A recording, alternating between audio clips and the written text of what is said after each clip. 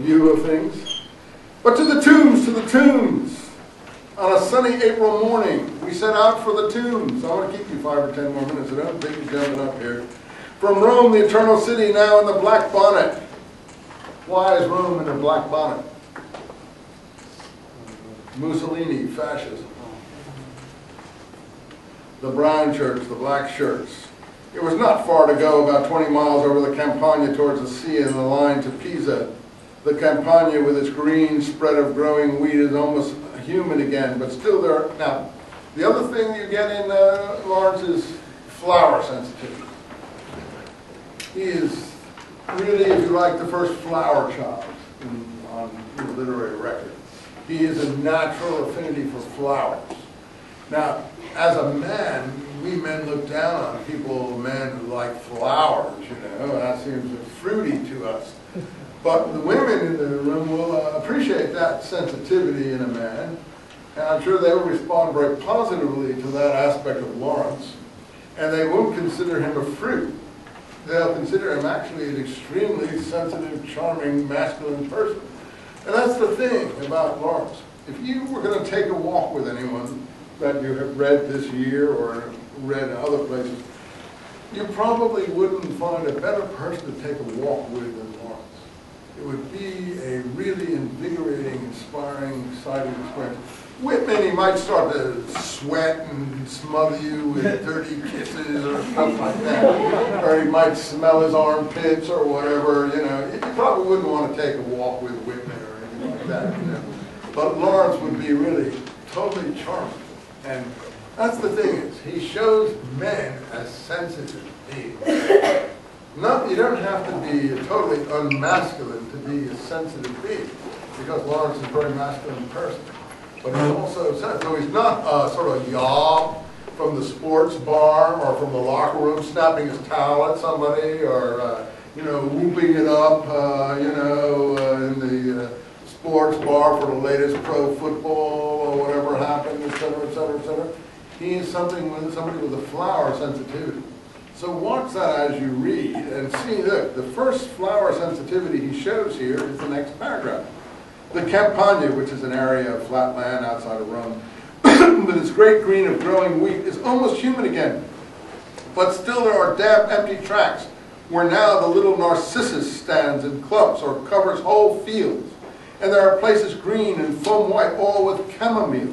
And on a sunny morning in early April. Now, look. You guys, and probably a lot of you girls or women in this classroom, don't even probably know what a narcissus is. I don't know what a narcissus is. If you showed me, I wouldn't know a narcissus from an iris. And I wouldn't know what chamomile looked like either. He knows the names of all the flowers. And he knows, you know, exactly what they are, you know. And I think there are some women in this class who probably do know that, but I'll bet there's almost no men in this class who know these things. You know, and if you're looking, I don't know them either. But I have to admire him because he does know these things. And that's what's so impressive. And, you know, he's from the coal mines in central England. You know, he's totally self-taught, self-educated. And he's probably one of the most civilized, sophisticated persons that you'll bump into. And he's not a sex maniac, regardless of how that might be portrayed. We're going to Cerveteri, which was the ancient Ceri, or Seri, and which had a Greek name too, Argila, and it was a gay, gaudy Etruscan city when Rome put up her first few hovels, probably. Anyhow, there are tombs there now. So now he talks about his trip there, and he's trying to get to there on the railroad. It's only 8.5 kilometers away, about 5 miles, but there's no way to get there. Only a post omnibus. What would a post omnibus be? It would be a bus that took the mail in the morning and came back in the evening. He calls it a post omnibus. We arrive at Paolo, a station in the middle of nowhere, and ask if there is a bus to Cerveteri. No, an ancient sort of wagon with an ancient white horse stands outside. Where does that go? To Ladispoli. I told you Ladispoli. If you take the freeway out of Rome, you'll see the sign, Ladispoli. We know we won't go to Ladispoli, so we stare at the landscape. Could we get a carriage? It would be difficult. All the people in Italy always say, difficile, difficile. would be difficult, featureless. And that's what everyone always tells him. This is why, what they always say, to featureless, difficult, meaning impossible. At least they won't lift a finger to help. Is there a hotel in Chevalerie? They don't know. None of them ever been there, though it's only 5 miles away. And there are tombs. Well, we leave our 2 bags at the station, but they cannot accept them because they're not locked. But when did a hold-all, meaning a rucksack, ever have a lock? Difficult. Well then, let us leave them and steal if you want to. Impossible, impossible. Such a moral responsibility. Impossible to even unlock small shoulder bag or hold-all at the station. So much for officials. Anyway, they find a little man at the little buffet who's willing to put them behind the bar, and they go off to walk to the tombs, which is 8 kilometers, 5.5 miles. A flat road with rather noble avenue of umbrella pine for the first few yards. A road not far from the sea, a bare, flattish, hot white road with nothing but a tilted oxen wagon. And beside the road, and here are the flowers. Do you know what these are? The tall asphodel is letting off its spasmodic pink sparks, rather random and smelling of cats. Away to the left is the Mediterranean, gleaming, glistening flat and deadish, etc., etc., etc., etc. Well, what is that scene at the railroad station? What happens there? He shows his contempt for these people. Always, ever been traveling? You ask a question to a guy, whether it's in Mexico or some other place, Europe or whatever. Can we do this? No, not possible, not possible.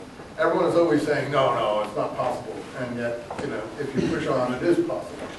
No, we can't take your bag. Sorry, we can't take your bag. It's not locked. Too great a responsibility, and so on. But then he finds someone at the bar, at the coffee bar, or somebody who's willing to put it, at the bar, and he doesn't care if they steal out of his bag anyway. Because where does he want to go? He wants to go to the tombs. Anyway, they get to this town. I'll let you go in a second. Just look here in this paragraph here. They come, we pass through the gateway where men are lounging, talking, and mules are tied up. This is the old world. And we see the notice, vini and cucina. Wines and kitchen, cucina. Right, it's cucina. But it's only a deep cavern. We ask the man who's cleaning the post omnibus in the street if there's any other place. He says no. So we go into this cavern down a few steps. Everybody's perfectly friendly, but the food is as usual, meat broth. Anyway, he describes the food. Then he says, in the cavern swaggers a spurred shepherd, wearing goatskin trousers with the long, rusty brown goat's hair hanging shaggy from his legs. He grins and drinks wine, and immediately one sees again the shaggy-legged fawn. His face is a fawn face, not deadened by morals. That's Nietzsche, who wrote a book, Beyond Good and Evil. He grins quietly and talks very subduedly, shyly to the fellow who draws the wine from the barrels. It's obviously fawns are shy, very shy, especially of moderns like ourselves. He glances at us from a corner of his eye, ducks, wipes his mouth on the back of his hand, and is gone, clambering with his hairy legs onto his lean pony, swirling, rattling away with a neat little clatter of hoofs under the ramparts and away to the open. He is the fawn, escaping again out of the city precincts, far more shy and evanescent than any Christian virgin. You cannot hard-boil him. He sees these modern women, I'm sorry to tell you, as hard-boiled, tough, very, very hard. And he's looking for something else.